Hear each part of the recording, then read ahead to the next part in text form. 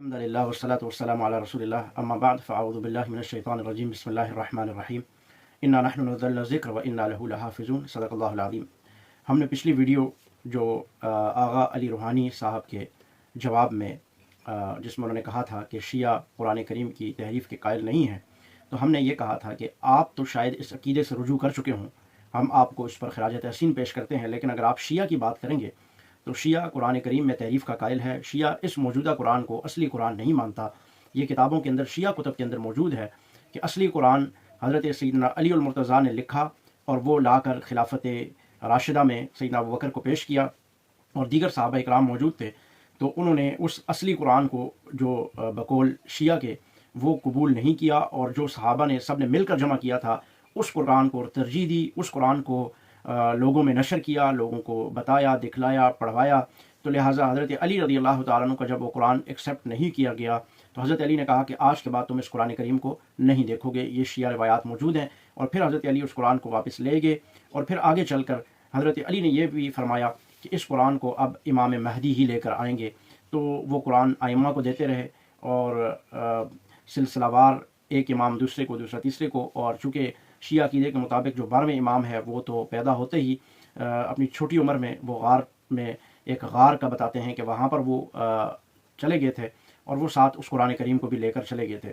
تو ایک تو شیعہ کے عقیدے سے یہ بات ثابت ہوتی ہے کہ جس قرآن اور ثقلین، قرآن اور اہل بیت کی بات کرتے ہیں، یعنی ثقلین کی بات کرتے ہیں کہ ہمارا سارا مذہب ثقلین پر کھڑا ہے، قرآن اور اہل بیت سے ہم رہنمائی حاصل کرتے ہیں، تو ایک بات تو یہاں سے ان کے اس عقیدے سے واضح ہوگی کہ ان کا قرآن اور اہل بیت وہ اس غار کے اندر موجود ہیں۔ ظاہر ہے 12ویں امام غار میں تشریف لے گئے، قرآن بھی ساتھ لے گئے، تو قرآن اور اہل بیت دونوں وہ غار میں ہیں، اور ان کے پاس اس وقت رہنمائی کے لیے نہ اہل بیت ہے، کیونکہ 12ویں امام صاحب تو وہاں تشریف لے گئے، تو اہل بیت کا سلسلہ تو رک گیا، ختم ہو گیا وہیں پر، اور قرآن بھی ساتھ لے گئے، تو ثقلین جو ہیں وہ دونوں کے دونوں جو یہ شیعہ دعویٰ کرتے ہیں کہ اللہ کے نبی علیہ السلام نے یہ 2 چیزیں ہمارے اندر چھوڑی تھی، تو وہ دونوں چیزیں اب ان کے پاس نہیں ہیں۔ قرآن اور اہل بیت وہ اسی غار میں موجود ہیں، جب قرب قیامت وہ تشریف لائیں گے بقول شیعہ کے تو وہ قرآن ساتھ واپس لے کر آئیں گے، اور وہ امام صاحب تب تشریف لائیں گے، ان کی کتابوں کے اندر یہ موجود ہے، آپ آسانی سے سرچ کر کے دیکھ سکتے ہیں کہ وہ تب تشریف لائیں گے۔ امام صاحب نے فرمایا کہ جب 313 پکے سچے مومن حلالی پیدا ہوں گے تو اس کے بعد میں دنیا میں تشریف لے آؤں گا اور میں آ جاؤں گا۔ تو میرے خیال میں ابھی تک 313 پورے نہیں ہوئے تو وہ تشریف نہیں لا رہے۔ بہرحال آج چونکہ کل ہم نے اس پر ویڈیو بنائی تھی آغا علی روحانی صاحب کے جواب میں، تو تحریف قرآن کی بات کی تھی، تو اس پر بہت سارے شیعہ جوانوں کے ہمیں جو ہے وہ کمنٹس موصول ہوئے ہیں۔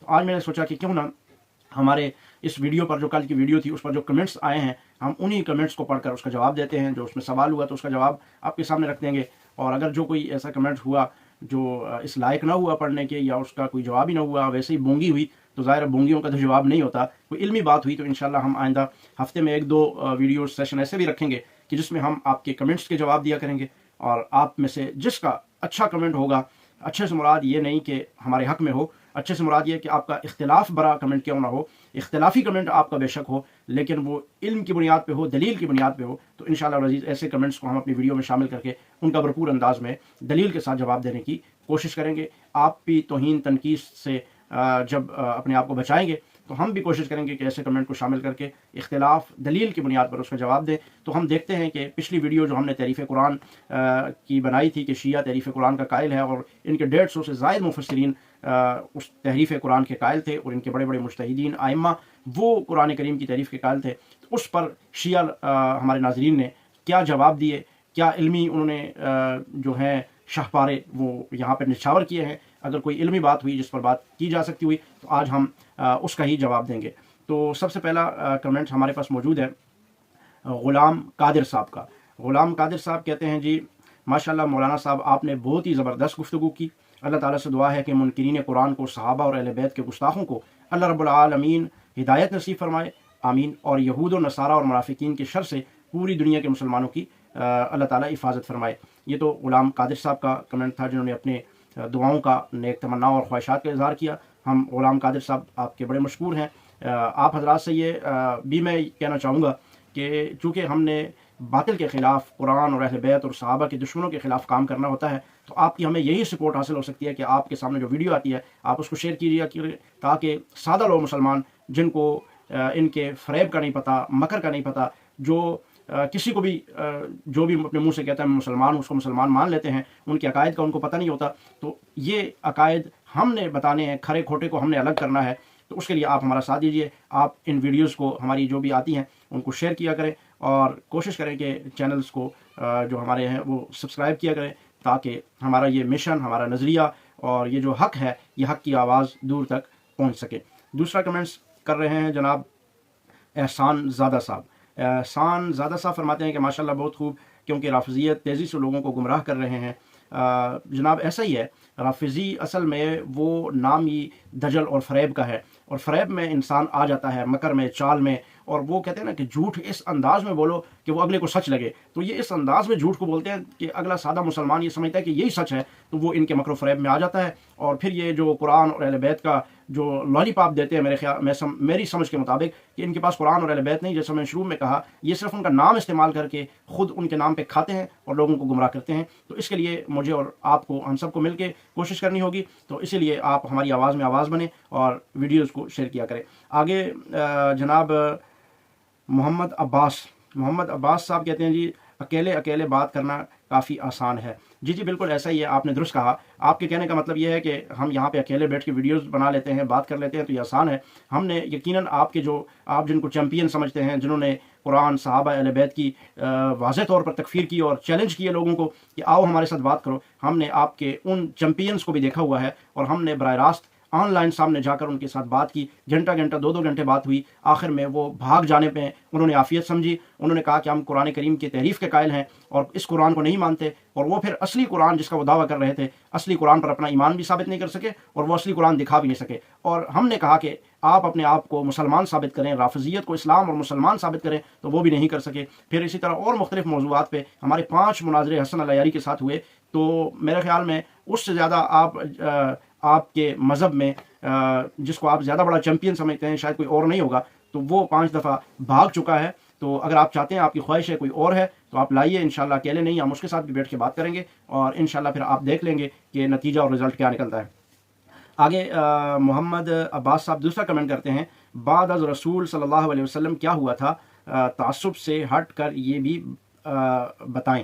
اچھا جی، آپ نے کہا تعصب سے ہٹ کر بتائیں کہ بعد رسول صلی اللہ علیہ وسلم کیا ہوا تھا۔ جب اللہ کے نبی علیہ السلام دنیا سے رخصت ہونے لگے تھے، تو اللہ کے نبی صلی اللہ علیہ وسلم نے مصلی رسول پر حضرت ابوبکر کو کھڑا کیا تھا اور کہا تھا، مرو ابا بکر فلیصلی بالناس، ابو بکر سے کہو کہ میرے مصلی پہ کھڑا ہو جائے، میرے مصلی کو سنبھال لے، نماز پڑھائے۔ حضرت ابوبکر نماز پڑھانے کے لیے مصلی رسول پر آگے ہو گئے، کھڑے ہوئے، اور حضرت علی، حضرت عباس، حضرت حسن، حسین، تمام آل بیت اطہار صحابہ کرام نے ان کی امامت پر اجماع کر لیا تھا، اور پھر آگے چل کے انہی سارے کے سارے صحابہ اور اہل بیت نے حضور علیہ السلام کے جانشین خلیفہ بلا فصل سیدنا ابوبکر صدیق رضی اللہ تعالیٰ عنہ کے ہاتھ پر بیعت بھی کر لی تھی، اور اس کی حکمرانی خلافت تسلیم کر لی تھی۔ یہی ہوا تھا، اور اسی طرح سے چلا تھا، اور جو فیصلے حضرت ابوبکر صدیق نے اپنے زمانہ خلافت میں کیے تھے، حضرت علی المرتضیٰ شیر خدا رضی اللہ تعالیٰ عنہ ان پر قائم رہ کر یہ بتایا کہ ابو بکر نے جو فیصلے کیے ہیں وہ بالکل درست ہیں، اگر وہ درست نہ ہوتے تو میں اپنی خلافت میں ان فیصلوں کو بدل دیتا، چاہے وہ باغ فتح ہو، چاہے وہ کوئی بھی مسئلہ لے لیں حضرت ابو بکر رضی اللہ تعالیٰ عنہ کے زمانے کا، حضرت علی نے ان کو بدلا نہیں۔ یہ ضمانت ہے اس بات کی، یہ تصدیق ہے اس بات کی کہ حضرت ابو بکر کے تمام فیصلے درست تھے۔ آگے انہوں نے نام تو نہیں لکھا، لیکن کہا اولاد زہرا سے پیار کرنا ہمیں حضرت محمد صلی اللہ علیہ وسلم نے سکھایا ہے، اور تم مولوی کیا پتہ محمد کی اولاد سے پیار کیسے کیا جاتا ہے۔ بالکل آپ نے درست کہا کہ ہمیں نہیں پتہ اور آپ کو پتہ ہے، جن کا قرآن پر ایمان نہیں ہے، جو اللہ کے رسول انبیاء سے ان اہل بیت کو بڑھاتے ہیں، اور بڑھانے کا انداز کیا ہے، آپ اپنی کتابیں اٹھائیں، کبھی آپ کو پتہ چلے کہ آپ اہل بیت سے کتنی محبت کرتے ہیں۔ آپ کی کتاب کے اندر موجود ہے، من تمتع متعۃ مرہ واحدہ درجتہ کدرجۃ الحسن، ایک دفعہ متع کرو، زنا کرو تو حضرت حسن کے درجے کو پہنچتا ہے، نعوذ باللہ ثم نعوذ باللہ۔ یہ اہل بیت اطہار سے محبت ہے تمہاری، من تمتع متعۃ مرتین درجتہ کدرجۃ الحسین، 2 دفعہ متع کرو تو درجہ حضرت حسین کے برابر پہنچتا ہے۔ یہ تم حضرت حسین رضی اللہ تعالیٰ عنہ کی عزت اور احترام کر رہے ہو۔ من تمتع متعۃ 3 مرات درجتہ کدرجۃ العلی، 3 دفعہ متع کرو تو علی کے درجے پہ پہنچتا ہے۔ من تمتع متعۃ 4 مرات درجتہ کدرجۃ النبی صلی اللہ علیہ وسلم۔ یہ ہے تمہاری اہل بیت کی جو تم تعریف اور تعظیم کرتے ہو، ہم خوب جانتے ہیں۔ ہمارے منہ نہ کھلواؤ، جب ہم نے تمہاری یہ پردے چاک کیے تو کچھ باقی نہیں بچے گا۔ ہم جو کہتے ہیں نا کہ شیعہ رافضی اسلام سے کوئی تعلق نہیں، اسلام سے خارج ہے اور وہ کفر کرتا ہے، کافر ہے، تو وہ ہم کسی ریت کی دیوار پر نہیں، مضبوط چٹان پہ کھڑے ہو کر کہتے ہیں۔ جب ہم نے وہ بیان کرنا شروع کر دیا تو تمہیں یہ باتیں یہ کہنا جو ہے وہ بہت مہنگا پڑ جائے گا کہ ہم اہل بیت کو ماننے والے ہیں اور ہم اہل بیت سے پیار کرتے ہیں۔ جو تم پیار کرتے ہو نا، ان کی گستاخیاں، ان کی توہین کر کے کہ جناب حضرت علی رضی اللہ تعالیٰ عنہ کا، میں آگے چل کے بات کروں گا، وہ شاید آپ میں سے کسی کا کمنٹ بھی ہے تو میں چاہتا ہوں کہ مختصر بات ہو. آپ کہتے ہیں کہ حضرت علی رضی اللہ تعالیٰ عنہ کے دروازے پہ حضرت عمر نے آ کر دروازہ جلا دیا اور حضرت فاطمہ باہر نکلی. حضرت علی رضی اللہ تعالیٰ عنہ کو آپ نعوذ باللہ اس انداز میں پیش کرتے ہیں کہ وہ بہادر نڈر شیر شجاع نہیں تھے, وہ اپنے گھر میں بیٹھے رہے, حضرت فاطمہ باہر نکلی. ایسا کیسے ہو سکتا ہے؟ اور حضرت علی رضی اللہ تعالیٰ نے کوئی انتقام نہیں لیا. تم حضرت علی کی جو توہین کرتے ہو, تم ان کو خوفزدہ اور نعوذ باللہ ڈرپوک ثابت کرتے ہو. تم کہتے ہو کہ ہم اہل بیت سے پیار کرتے ہیں. ہمیں آپ کا اہل بیت سے پیار بڑے اچھے طریقے سے معلوم ہے. یہ ان لوگوں کو بتانا کہ جو تمہاری حیثیت, حقیقت اور اصلیت کو جانتے نہ ہوں. آگے یہ صاحب کہہ رہے ہیں جناب, انہوں نے ابھی نام نہیں لکھا, انہوں نے کہا الحمدللہ شیعہ ہونے پر فخر کرتا ہوں, حضرت محمد صلی اللہ علیہ وسلم اور ان کی اولاد کا ماننے والا ہوں. مولانا تاریخ کو ذرا غور سے پڑھیں, رافضی ہم ہیں یا وہ جس کو تم مانتے ہو. ٹھیک ہے جی, تاریخ کو کیوں پڑھیں, قرآن کو کیوں نہ پڑھیں؟ قرآن اور اہل بیت, قرآن اور اہل بیت, قرآن اور نبی علیہ السلام کی سنت, اس کو پڑھو تو تمہیں پتہ چلے گا کہ مسلمان کون ہے اور اسلام سے اور اہل بیت سے دور کون ہے. قرآن اور اہل بیت. اور میں تمہیں حدیث اور سنت پڑھنے کا کہوں گا, میں تمہیں تاریخ پڑھنے کا نہیں کہوں گا. اخباریں پڑھنے کی ہم ترغیب نہیں دیتے, ہم آپ کو قرآن, اہل بیت اور صحابہ اور نبی علیہ السلام کی سنت پر چلنے کا کہیں گے. آپ چلو تو آپ کو پتہ چلے گا کہ دین کیا ہوتا ہے, اسلام کیا ہوتا ہے. ورنہ یہی تاریخ اور یہ جھوٹی سچی کہانیوں میں لگے رہو گے تو کچھ بھی نہیں پا سکو گے, سارا کا سارا جھوٹ اور فریب ہی پڑھتے رہو گے. اچھا جی, یہ کہہ رہے ہیں جی ارے مولوی تم لوگ قرآن کریم کو مانتے ہی نہیں, اگر مانتے ہو تو آیت وضو کی تشریح کریں. آیت وضو کی تشریح مجھ سے کروا رہے ہو جناب, پہلے اپنا اس قرآن پہ ایمان تو ثابت کرو. تم اس قرآن کو مانتے ہی نہیں, میرے سامنے آیت رکھ رہے ہو کہ اس کی تشریح کرو. تم کہو کہ ہم اس قرآن کو سچا مانتے ہیں. جن لوگوں نے کہا کہ اس قرآن میں تعریف ہوئی ہے, جن لوگوں نے کہا کہ اصلی قرآن نہیں ہے, ہم ان پہ لعنت بھیجتے ہیں, ہم ان کو مسلمان نہیں سمجھتے, کہو تو پھر تمہیں تو ہر چیز کی تشریح کر کے, ایک ایک آیت کی تشریح کر کے تمہیں جناب میں بتاؤں گا, اور ضرور بتاؤں گا. یہ کوئی سائلنٹ لائف نامی کوئی حضرت ہے, انہوں نے اپنا کوئی فیک سا نام بھی صحیح طرح رکھ لو, کم از کم فیک چینل بنا کے اس سے آپ کمنٹس کر رہے ہو. آگے قاضی حبیب اللہ صاحب یہ کہہ رہے ہیں کہ غلام حسین نجفی جہنمی کیا کیا بکواسات لکھے ہیں وہ دیکھیں, کیا وہ مسلمان تھا؟ بے شک یہ جو ان کا غلام حسین نجفی ہے, حضرات صحابہ اکرام ہوں یا قرآن کریم ہوں یا اہل بیت اطہار ہوں یا رب العالمین کی ذات ہو, حضور علیہ الصلوۃ والسلام کی ذات ہو, اس پر ایسے اس طرح کے گھٹیا الفاظ اور جملے لکھے ہیں کہ یقین مانے کوئی انسان پڑھتا ہے تو اگر وہ مسلمان نہ بھی ہو, کہ ایک انسان کے لیے بھی اگر وہ باتیں کہی جائیں, تو اگر وہ اس غلام حسین نجفی کی باتیں پڑھ لے تو انسان کی روح کام بجائے کہ کوئی انسان اتنا بھی گر سکتا ہے کہ وہ اسلام, دین, شریعت, صحابہ اور اہل بیت اور اللہ اور اللہ کے رسول کے لیے ایسی باتیں لکھے گا. تو اس طرح کے تمہارے لوگ ہیں, اس طرح کے تمہارے مذہب اور عقیدہ ہے جس میں گالیاں دینا ثواب ہے, اور تمہیں ہمیں بتا رہے ہو کہ ہم اہل بیت سے محبت بڑی کرتے ہیں. اچھا, قاضی حبیب اللہ صاحب آگے کہتے ہیں کہ اگر کوئی شیعہ تحریف قرآن کا قائل نہیں ہے تو ملا باقر مجلسی, شیخ صدوق وغیرہ ہم پر لعنت, ان تمام پر آپ لوگ لعنت بھیج دیں, یہ سب اہل تشیع تقیہ سے کام لیتے ہیں. بے شک ایسا ہی ہے, ایسا ہی ہے. ان لوگوں نے قرآن کریم کے تحریف کے بھی قائل ہے, اور یہ کہتے ہیں امام سارا زندگی جھوٹ بولتے رہے, تقیہ کرتے رہے, اور اسی طرح انہوں نے اپنی زندگی گزاری اور بس وہ چلے گئے. تو اگر وہ تقیہ میں زندگی گزاری تو اس کا مطلب ہے انہوں نے تو دین کا جو حق ادا کرنا تھا, دین کو پہنچانا تھا, وہ تو نہ پہنچا نہ سکے. جب نہ پہنچا سکے تو پھر وہ امام تو نہ ہوئے نا. وہ تو پھر دو چار بندوں کے لیے, اگر انہوں نے دو چار کے سامنے سچ بولا صرف اپنے لوگوں کے سامنے, اور باقیوں کے سامنے وہ جھوٹ سے کام لیتے رہے, تو پھر ان کو میرے خیال میں امام کہنا تو بنتا ہی نہیں ہے. مہدوی صاحب کہتے ہیں کہ ہم ان تمام صحابہ اکرام کی تعظیم کرتے ہیں جو صحابہ اکرام نبی کریم صلی اللہ علیہ وسلم کی تعظیم کرتے تھے اور ان کو دل و جان سے مانتے ہیں, اور ان تمام صحابہ نما پر لعنت نعوذ باللہ جنہوں نے رسول اللہ کی بیٹی زہرا علیہ السلام کے گھر کو آگ لگا کے ان کو اذیت دی. یہی میں نے کہا تھا نا کہ آگے کمنٹس آ رہا ہے اس بندے کا. مہدی صاحب, میں ذرا آپ کے کانوں کی کھڑکیاں کھولتا ہوں, جب اللہ کے نبی علیہ الصلوۃ والسلام کی بیٹی کے گھر کا دروازہ توڑا گیا تو کہاں تھے سیدنا علی المرتضیٰ, کہاں تھے شیر خدا, کہاں تھے اسد اللہ؟ جناب یہ حضرت علی کی توہین کر رہے ہو تم. تیری بیوی کا دروازہ آ کے توڑا جائے, اس کو لاتیں ماری جائیں, اس کا پیٹ میں حمل ہو, وہ ضائع کیا جائے, گھر کو آگ لگائی جائے, اور تو گھر کے کونے میں گھس جائے تو لوگ تجھے ڈرپوک کہیں گے, بزدل کہیں گے, اور لوگ تجھے کہیں گے یہ بیوقوف انسان, بزدل انسان ہے. تو حضرت علی رضی اللہ تعالیٰ عنہ کا پوری تاریخ اسلام میں, حدیث میں, کتب میں بتا دے حضرت علی رضی اللہ تعالیٰ عنہ نے اس موقع پر کیا کیا. آگے چل کر ان کی خلافت تسلیم کر لی, ان کے ہاتھوں پر بیعت کر لی, اور جناب آگے یہ سارے ان کے ساتھ مل کر کام کرتے رہے. یہ حضرت علی رضی اللہ تعالیٰ نے کیا. یہی تو تم لوگ ہو شیعہ رافضی. اس لیے تو ہم کہتے ہیں کہ اہل بیت اطہار کی تم گستاخ ہو, اور یہ گستاخیاں تم نے رقیق قسم کے حملے کیے ہیں. یہ حضرت علی رضی اللہ تعالیٰ کے بہادری, جرأت, شجاعت پر تمہارا کتنا بڑا حملہ ہے کہ حضرت عمر نے آ کر حملہ کیا اور حضرت علی رضی اللہ تعالیٰ نے بولا ہی نہیں. اور آج تجھے غیرت آ رہی ہے, آج تجھے جناب آگ لگی ہوئی ہے. جب حضرت علی کے سامنے حضور کی بیٹی پر حملہ ہو رہا تھا, حضرت علی رضی اللہ تعالیٰ نے کیوں کچھ نہیں کیا؟ اگر یہ سچ ہوتا, یہ تمہاری کہانیاں نہ ہوتی تو حضرت علی نے کچھ کیا ہوتا. تو یہ تمہاری کہانیاں یہ بتا رہی ہیں کہ حضرت علی نے اگر کچھ نہیں کیا تو ایسا واقعی کچھ نہیں ہوا. یہ کہانیاں اور یہ جھوٹا مذہب سبائیت یہ اپنے پاس رکھو, یہ کسی ایسے کے سامنے پیش نہ کرو کہ جس نے دو چار لفظ پڑھے ہوں وہ فوراً تمہارے جھوٹ اور سچ کو پہچان لے گا. اچھا, ایک صاحب کہہ رہے ہیں جی آپ لوگ بند کمرے میں بیٹھ کر جو بولتے ہیں حسن العیاری سے, آپ لوگ واقعی اس کے سامنے ایک دلیل پیش نہیں کر سکتے, وہ تو عوام کو ہاں بالکل ایسا ہی ہے, ایسا ہی ہے. حسن العیاری آپ کا ہو یا کوئی بھی ہو, جب وہ ہمارے سامنے آتے ہیں، جب کسی ایسے شخص کے سامنے آتے ہیں جو شیعہ مذہب کی حقیقت کو جانتا ہے، تو وہ ایسے دم دبا کے بھاگتے ہیں. آپ پتہ کریں ذرا 5 دفعہ وہ کیسے دم دبا کے بھاگا ہے. اور آج تک لوگ اس ہمارے تحریف قرآن والے مناظرے پر لوگ ویڈیو بنا رہے ہیں، تبصرے کر رہے ہیں. اور خود آپ کے شیعہ عالم آغا علی روحانی صاحب نے انہوں نے کہا ہے کہ حسن اللہ یاری رافضی وہ کس طرح دم دبا کے بھاگا ہے اور وہ جوابات نہیں دے سکا. یہ تو آپ کے شیعہ عالم جو ہیں انہوں نے بھی اس کا اعتراف کیا ہے. آگے ہمارے ایک بھائی نے کہا جی کافر شیعہ کائنات کا بدترین اور غلیظ ترین کافر ہے. بالکل انہوں نے بالکل درست کہا ہے، اس میں کوئی شک و شبے کی بات ہی نہیں ہے. جو قرآن میں شک کرتا ہے، قرآن میں تعریف کا قائل ہے، اس قرآن کو اصلی قرآن نہیں مانتا، صحابہ کرام کی مقدس ہستیوں پر، اہل بیت اطہار کی مقدس ہستیوں پر رقیق حملے کرتا ہے اور کہتا ہے کہ 1 دفعہ متع کرو تو حضرت حسن، 2 دفعہ کرو تو حسین، 3 دفعہ کرو تو حضرت علی، 4 دفعہ کرو تو نبی کے درجے پہ بندہ پہنچتا ہے. اہل بیت اطہار کے ساتھ یہ ظلم اور زیادتی نہیں ہے، یہ ان کی شان میں گستاخی نہیں ہے کہ تم نے زنا کے رتبے حضرت علی اور حضرت حسین کے برابر کر دیے ہیں. تو یہ کتنا بڑا غلط عقیدہ ہے اور یہ کسی مسلمان کا نہیں ہو سکتا. اہل بیت کی سراسر گستاخی اور یہ غلط ہے. آگے ہمارے ایک بھائی کہہ رہے ہیں، جمیل خان صاحب کہہ رہے ہیں ماشاءاللہ دل جیت لیا آپ نے، جس آج آپ جیسے لوگوں کی آج بہت ضرورت ہے.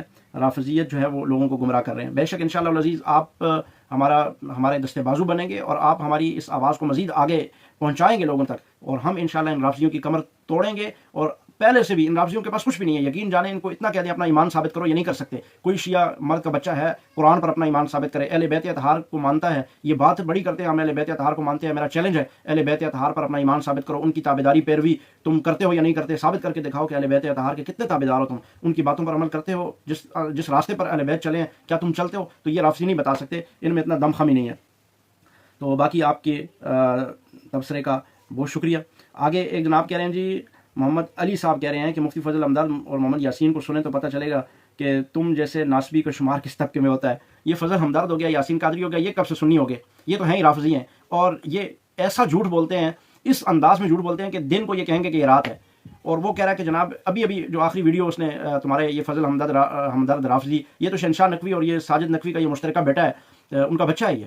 تو اس نے کہا کہ حضرت ابوبکر کو صدیق کہیں پہ نہیں کہا. ہم نے حدیث سے ثابت کیا. اس نے کہا کہ کوئی حدیث ہے ہی نہیں اہل سنت کے پاس. ہم نے ثابت کیا کہ حضرت ابوبکر صدیق رضی اللہ تعالیٰ عنہ کو اللہ کے نبی علیہ السلام نے اپنے زمان مبارک سے کہا. اور اللہ کے نبی صلی اللہ علیہ وسلم جب وہ بہت پہاڑ پر چڑھے، پہاڑ ہلنے لگا تو اللہ کے نبی صلی اللہ علیہ وسلم نے فرمایا تجھے پتہ ہے تیرے اوپر کون ہے؟ فرمایا کہ ایک اللہ کا نبی، ایک صدیق اور 2 شہید ہیں. 2 شہید حضرت عمر اور عثمان تھے، صدیق حضرت ابوبکر تھے، اور نبی اللہ کے نبی علیہ السلام تھے. اور پھر حضور علیہ السلام جب معراج کے موقع پر گئے تھے تو واپس آئے تھے تو حضور صلی اللہ علیہ وسلم کی تصدیق کی تھی معراج کی. جب کوئی نہیں مان رہا تھا تو اس وقت اللہ کے نبی صلی اللہ علیہ وسلم نے فرمایا تھا ان اللہ سما کا صدیق، صرف دنیا میں تجھے صدیق نہیں کہا جا رہا، اللہ نے بھی تیرا نام صدیق کہا ہے. اور جسے اللہ صدیق کہے تو وہ صدیق اکبر ہے. اللہ کا ہر جملہ اکبر ہے، اللہ رب العالمین کی ذات اکبر ہے، اور اللہ رب العالمین نے جملہ کہہ دیا، صدیق کہہ دیا، تو اس سے بڑا کوئی صدیق نہیں، وہ صدیق اکبر ہے. اچھا جی، آگے اللہ کے نبی صلی اللہ علیہ وسلم کی سنت پہ کون چلتا ہے، اس کا پول کھول گیا تھا کہ جب ابوبکر صدیق نے سیدنا نساء العالمین کو فدق واپس نہیں کیا تھا تو اللہ کے نبی صلی اللہ علیہ وسلم نے وہ فدق دیا تھا. اللہ کے نبی صلی اللہ علیہ وسلم نے باغ فدق حضرت فاطمہ کو ٹرانسفر نہیں کیا، نہیں دیا. اور کیسے دیتے؟ اور بھائی یہ باغ فدق یہودیوں کی ملکیت تھا، یہودیوں نے اسلام کو، مسلمانوں کو اللہ کے نبی صلی اللہ علیہ وسلم کو دیا تھا. یہ مال فے تھا. اور مال فے کا تصرف کیا ہے؟ قرآن تم لوگ مانتے ہی نہیں. اصل میں قرآن پر تمہارا عقیدہ ہوتا تو یہ باتیں بڑی واضح تھی. قرآن کے بارے میں اللہ رب العالمین اسی باغ فدق یا مال فے کے بارے میں فرما رہے ہیں ما افاء اللہ علی رسول من اہل القری فللہ وللرسول ولذی القربى والیتامى والمساکین وابن السبیل. اب بتائیں کہ 6-7 قسم کے لوگ اس مال فے اور باغ فدق میں شامل ہیں، اور اللہ کے نبی علیہ السلام اٹھا کے حضرت فاطمہ کو دے دیتے تو ان 6 لوگوں کا حق غصب نہ ہوتا. اللہ کے نبی علیہ السلام سے آپ لوگ یہ سوچ رکھتے ہیں کہ کیا وہ کسی کا نعوذ باللہ حق ماریں گے اور اپنی بیٹی کو سارا اٹھا کے دے دیں گے؟ اللہ کے نبی علیہ السلام نے یہ مال فے اپنی بیٹی کو صرف نہیں دیا، تو پھر یہی کام حضرت ابوبکر نے بھی کیا. تو اہل سنت نبی علیہ السلام کے راستے پہ چلنے والے ہیں، اور پھر یہی کام حضرت علی رضی اللہ تعالیٰ نے بھی کیا. اگر حضرت علی رضی اللہ تعالیٰ نے سمجھتے کہ یہ غلط حضرت ابوبکر نے کیا ہے اور رسول اللہ نے ان کو باغ فدق دے دیا تھا تو حضرت علی آگے چل کر وہ باغ اپنے بیٹوں میں تقسیم کر دیتے کیونکہ وہ ان کا حق بنتا تھا. لیکن حضرت علی نے نہیں کیا تو اس بات پر مہر لگا دی کہ جو کام ابوبکر نے کیا تھا وہی کام درست تھا. پوچھا گیا حضرت زین العابدین رحمۃ اللہ علیہ رضی اللہ تعالیٰ عنہ سے تو انہوں نے بھی کہا کہ جو فیصلہ ابوبکر صدیق رضی اللہ تعالیٰ نے کیا، میں اگر ان کی جگہ ہوتا تو میں بھی وہی فیصلہ کرتا. ذرا عقل کو ہاتھ مار لیا کرو. اسی کو سنیت کہتے ہیں کہ جو کام نبی نے کیا وہ سنت ہے، وہی صحابہ بھی کرتے چلے جا رہے ہیں، وہی ابوبکر نے بھی کیا، وہی علی نے بھی کیا. وہ حضرت حسن کی خلافت آئی، حضرت حسن نے بھی وہ باغ فدق واپس نہیں لیا. اس سے ثابت یہ ہوتا ہے کہ اللہ کے نبی صلی اللہ علیہ وسلم کے پہلے خلیفہ بلا فصل سیدنا ابوبکر صدیق رضی اللہ تعالیٰ عنہ کا فیصلہ 100% اپنی جگہ پہ درست تھا اور اللہ کے نبی علیہ السلام کی سنت کے عین مطابق تھا. اچھا جی، بہت سارے کمنٹس ہیں، میں ان میں سے چند آپ کے سامنے رکھے ہیں. ٹائم بھی ویڈیو بہت لمبی ہو جائے گی تو اس لیے زیادہ لمبا نہیں کرتے. ایک ہمارے بھائی غلام قادر کہہ رہے ہیں واہ صحابہ واہ واہ اہل بیت واہ خلافت راشدہ. ماشاءاللہ مولانا صاحب اللہ رب العالمین آپ کو سلامت رکھیں. بہت ہی زبردست آپ نے گفتگو فرمائی ہے اور دعا دے رہے ہیں اللہ تعالیٰ آپ کو خوش و خرم رکھے. جناب غلام قادر صاحب آپ نے ہمیں اپنی دعاؤں میں یاد رکھا. اب بے شمار اور بھی کمنٹس ہیں لیکن انشاءاللہ العزیز یہ کمنٹس پڑھنے والا سلسلہ ہم جاری رکھیں گے. یہ ایک بھائی نے کہا جی مولانا صاحب آپ کا نمبر چاہیے, آپ کی ویڈیوز ایک اور چینل پر چلانا چاہتے ہیں ہم. بے شک جی آپ ہماری ہر ایک کو اجازت ہے ہماری ویڈیو اٹھائے اور اپنا جو تبصرہ کرنا چاہتا ہے وہ کرے اور اس کے ساتھ ہماری ویڈیو ڈالے اور لگائے. کوئی کاپی رائٹ, کوئی اسٹرائک, کوئی کسی قسم کی کوئی چیز نہیں ہے. یہ ہماری ویڈیو چونکہ حق کو واضح کرنے کے لیے, احقاق حق کے لیے ہے, دعوت کے لیے ہے کہ روافظ قرآن سے دور, اہل بیت سے دور, صحابہ سے دور, اسلام سے دور, وہ اسلام کے قریب آ جائیں. تو اس کے لیے ہر ایک کو اجازت ہے کہ وہ ہماری ویڈیو کو اٹھا کے کہیں پر بھی استعمال کر سکتا ہے دعوت حق کے لیے.